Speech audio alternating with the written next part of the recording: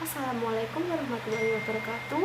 Perkenalkan, nama saya Amanda Feriana Putri Pertama dengan NIM 2102311000084. Di sini saya dari program studi Ekonomi Pembangunan kelas B. Saya akan menjelaskan pemikiran ekonomi John Bodin dalam pandangan merkantilisme dan filsafat. Pokok pembahasan yang akan kita bahas, yang pertama ada pendahuluan, yang kedua ada tokoh John Bodin, yang ketiga pemikiran John Bodin dalam pandangan merkantilisme, yang keempat ada merkantilisme, yang kelima ada filsafat, yang keenam pemikiran John Bodin dalam pandangan filsafat, yang ketujuh pengaruh John Bodin dalam merkantilisme, yang kedelapan pengaruh John Bodin dalam filsafat, yang kesembilan, perbedaan dan persamaan merkantilisme dan filsafat dalam nilai ekonomi. Yang kesepuluh, pemikiran dan persamaan merkantilisme dan filsafat dalam fisiologi ekonomi. Yang kesebelas, perbedaan dan persamaan merkantilisme dan filsafat dalam instrumen kebijakan. Dan yang terakhir ada kesimpulan. Masuk pada topik yang pertama, yaitu pendahuluan. Kaum merkantilisme adalah sekelompok orang yang memiliki cita-cita atau ideologi kapitalis. Kaum merkantilisme berpandangan bahwa politik kemakmuran suatu negara melebihi kemakmuran perseorangan. Dilansir dari buku Perdagangan Internasional 2018, karya Wahono Dibhayana, kaum merkantilisme menilai kesejahteraan dengan emas dan perak atau logam mulia. Prinsip dasar merkantilisme menyebutkan bahwa kekayaan perintah diukur berdasarkan harta yang berupa emas atau perak. Konsep dan fungsinya suatu negara bisa menjadi kuat dan makmur bila suatu negara tersebut menumpuk logam mulia. Saat teori ini pertama kali muncul, logam mulia digunakan sebagai alat untuk pembayaran. Nah, pada saat itu negara yang kaya, makmur, dan kuat adalah negara yang memiliki logam mulia yang paling banyak. Semakin majunya tingkat peradaban, maka semakin banyak dan semakin bervariasi pula kebutuhan manusia. Dengan adanya teori-teori ekonomi yang berkembang, sebagian persoalan ekonomi tersebut dapat diatasi. Pemikiran-pemikiran ekonomi yang berkembang saat ini telah mengalami suatu proses yang panjang. Melalui bantuannya, Bodin pada usia dini diterima sebagai anggota Carmelite Angels yang mengirimnya ke sekolah mereka di Paris. Sementara di Paris, ia mungkin kemudian belajar di bawah yang dilembagakan oleh Francis I. Bodin mungkin dipenjara selama beberapa waktu, tapi kemudian dibebaskan dengan tuduhan menganut pandangan Lutheran. Dia kemudian belajar di Toulouse dan menjadi asisten fakultas hukum di sana. Pandangan internasional merupakan kajian yang begitu kompleks. Untuk memudahkan pemahaman terhadap kajian perdagangan internasional, kita bisa memulai dengan mempelajari teori-teori yang mendasari. Teori yang pertama ada teori merkantilisme. Teori merkantilisme merupakan teori ekonomi yang berkembang pada abad ke-15 sampai ke-18 yang dipelopori oleh kaum merkantilisme. Pembahasan yang kedua, kita akan membahas John Bodin. John Bodin adalah seorang filsuf dan ekonom yang berasal dari Perancis. Teorinya mengenai prinsip dan pemerintah yang stabil memiliki pengaruh yang sangat kuat di daratan Eropa pada masa itu. Ketika sistem pertengahan diubah menjadi terpusat, John Bodin yang lahir pada tahun 1530 di Angers sangatlah dihormati karena pernyataannya mengenai konsep kedaulatan suatu negara. John Bodin terlahir setelah peristiwa reformasi Protestan, dan meskipun dia adalah seorang penganut Katolik, di masanya dia sudah sangat peduli akan isu perbedaan agama. Di masa akhir hidupnya, John Bodin memutuskan untuk menempuh pendidikan di jurusan hukum University of Toulouse. John Bodin juga merupakan seorang pengacara, ekonom, filsuf alam, sejarawan, dan salah satu ahli teori politik utama dari abad ke-16. Ada dua alasan mengapa Bodin tetap baik, menarik, dan misterius. Di satu sisi, aspek kehidupannya tetap terselubung legenda, namun di sisi lain, kesalahpahaman tentang pikiran dan posisi politik telah menimbulkan kontradiksi dan perbedaan antara sejarawan yang telah dikaitkan keliru untuk Bodin sendiri. Untuk yang ketiga, kita akan membahas pemikiran Jean Bodin dalam pandangan merkantilisme. Konsep merkantilisme dijelaskan oleh para pemikir termuka seperti filsuf Prancis Jean Bodin. Jean Bodin membahas teori uang dan harga meningkat karena pajak impor dari luar negeri dan pajak yang perlu dikeluarkan. Sebagai salah satu sistem ekonomi yang besar, banyak para ilmuwan dan ahli yang berpendapat bahwa praktik teori merkantilisme berarti bahwa negara memainkan peran aktif dalam perekonomian dan secara langsung campur tangan dalam berfungsinya perekonomian tersebut. Nah, sebelum para pemikir ekonomi membahas tentang merkantilisme, terlebih dahulu kita harus mengetahui apa itu merkantilisme. Seperti yang sudah disinggung di awal bahwa merkantilisme adalah teori bahwa kesejahteraan di suatu negara ditentukan oleh jumlah aset yang dimiliki oleh negara atau modal yang dimiliki negara. Menghemat kemudian diekspor. Selain itu, beberapa pemikir seperti ilmuwan Prancis Jean Bodin membahas merkantilisme yang secara sistematis dan rinci membahas tentang teori uang dan harga. Yang keempat, pemikiran Jean Bodin dalam pandangan filosofat.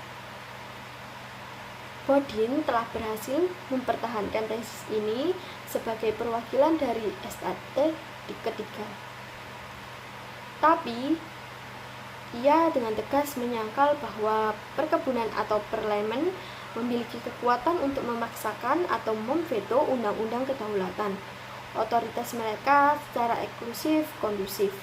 Tidak jelas apakah kegagalan Bodin untuk mendamaikan proporsi teoritisnya dengan aktivitas politiknya harus dikaitkan dengan kesalahpahaman sederhana di pihaknya. Kesulitan yang sulit dipecahkan dalam masalah ini atau warisan dari struktur konstitusi abad pertengahan, Bodin telah melakukan begitu banyak untuk mengalihkan, tetapi baru saja mulai diatasi. Bodin bukanlah pemikir yang sepenuhnya konsisten, dan beberapa tesis tentang kedaulatan terlihat. Bahkan untuk orang-orang sejamannya dan para kritikus awal untuk bersandar pada kesalahpahaman tentang bentuk dan pelaksanaan kekuasaan politik. Untuk yang selanjutnya kita akan membahas pengaruh Jean Bodin dalam merkantilisme. Latar belakang lahirnya paham merkantilisme ini adalah pembagian kerja yang muncul dalam masyarakat, pembagian kerja secara teknis dan pembagian kerja teritorial yang selanjutnya akan mendorong perdagangan internasional. Paham ini sangat melindungi industri dalam negeri, namun menganjurkan persaingan dalam negeri dengan tingkat upah yang rendah, mendorong ekspor. Jean Bodin adalah salah satu pemikirannya, yaitu bertambahnya uang yang diperoleh dari perdagangan luar negeri dapat menyebabkan naiknya harga barang-barang. Selain itu, kenaikan harga barang-barang juga dapat disebabkan oleh praktik ekonomi dan pola hidup mewah kaum bangsawan dan raja. Menurut Jean Bodin, apabila jumlah cadangan yang berupa persediaan emas tersebut lebih baik disimpan terlebih dahulu dan pengeluaran dilakukan secara hemat dan berhati-hati yang akan berujung pada terkendalinya inflasi. Selanjutnya, pengaruh Jean Bodin dalam fisiokrat. Dalam kajian ekonomi politik, merkantilis adalah aliran pertama yang menghendaki campur tangan negara dalam perekonomian. Campur tangan pemerintah dalam perekonomian dapat dilakukan dengan cara diantaranya memberikan fasilitas bagi industri yang masih bayi, memonopoli perdagangan, atau mengenakan pajak impor. Tujuan campur tangan negara adalah untuk memperbesar surplus. Jika surplus dibayarkan dalam bentuk batangan emas, lebih banyak diperoleh, otomatis negara akan semakin kaya. Dilihat dari aspek ekonomi politik, merkantilisme adalah contoh pertama dari model primary of politics, di mana ekonomi berfungsi melayani politik atau sebagai referensi dari hubungan kekuasaan. Kaum merkantilis percaya bahwa konflik adalah sesuatu yang intrinsik bagi kaum fisiokrat. Mereka Inilah yang sungguhnya pahlawan kemakmuran. Selanjutnya, perbedaan dan persamaan merkantilisme dan filsokrat dalam nilai ekonomi.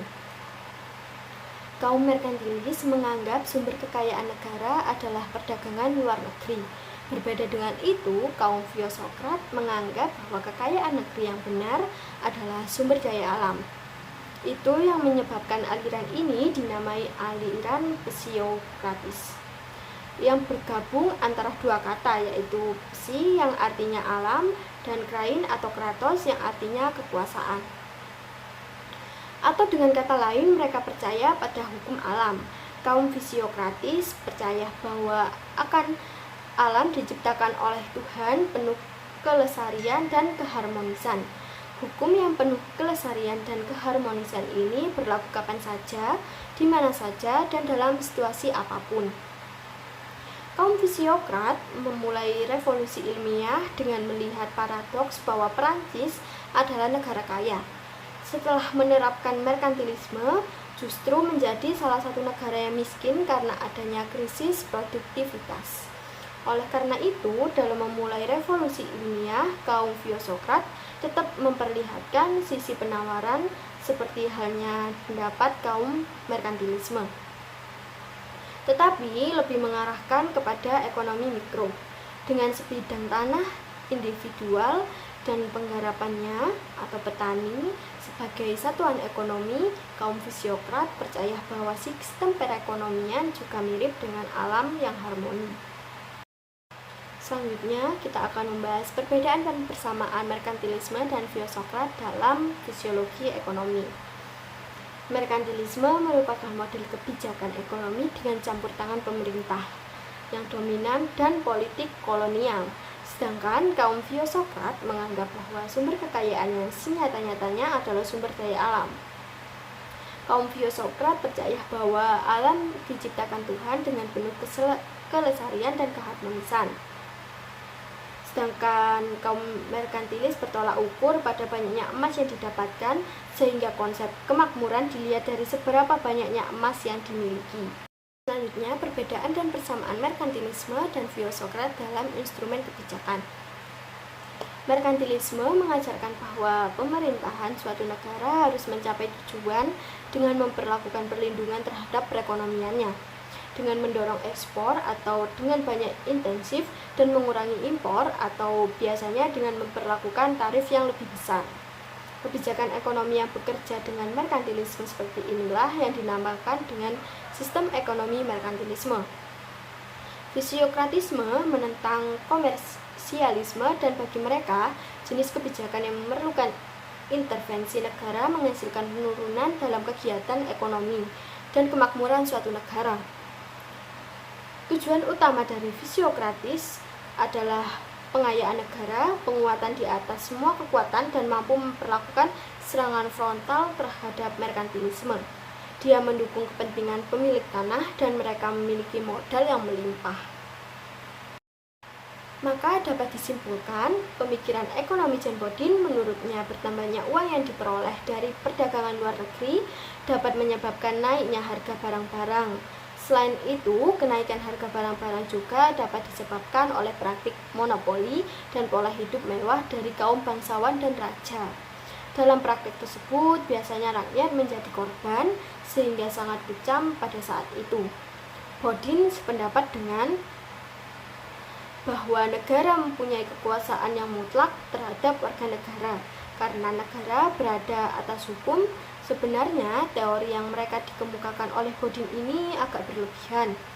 Akan tetapi, teori ini mencerminkan kebutuhan negara-negara nasional yang sedang tumbuh akan kekuasaan untuk menjaga kestabilan ekonomi dan menciptakan kemakmuran bagi setiap rakyatnya.